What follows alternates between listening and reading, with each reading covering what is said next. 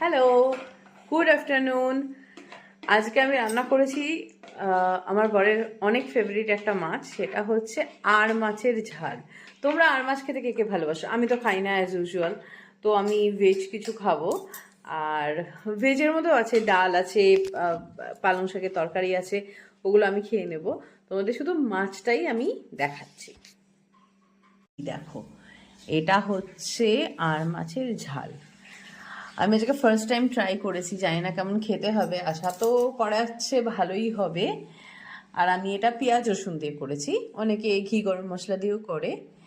আমি গরম মশলাটা ইউজ করেছি, কিন্তু ঘিটা ইউজ করিনি, তার মধ্যে পেঁয়াজ রসুন দিয়ে করেছি। আশা করা যাচ্ছে ভালোই হবে, দেখা যাক। চলো, আজকের মতন টাটা। Hello, good afternoon.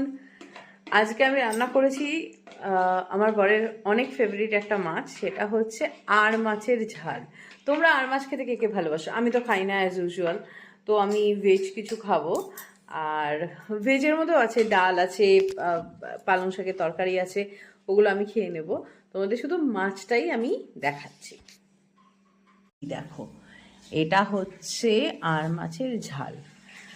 আমি আজকে ফার্স্ট টাইম ট্রাই করেছি, জানি না কেমন খেতে হবে। আশা তো করা যাচ্ছে ভালোই হবে। আর আমি এটা পেঁয়াজ রসুন দিয়ে করেছি, অনেকে ঘি গরম মশলা দিয়েও করে। আমি গরম মশলাটা ইউজ করেছি, কিন্তু ঘিটা ইউজ করিনি, তার মধ্যে পেঁয়াজ রসুন দিয়ে করেছি।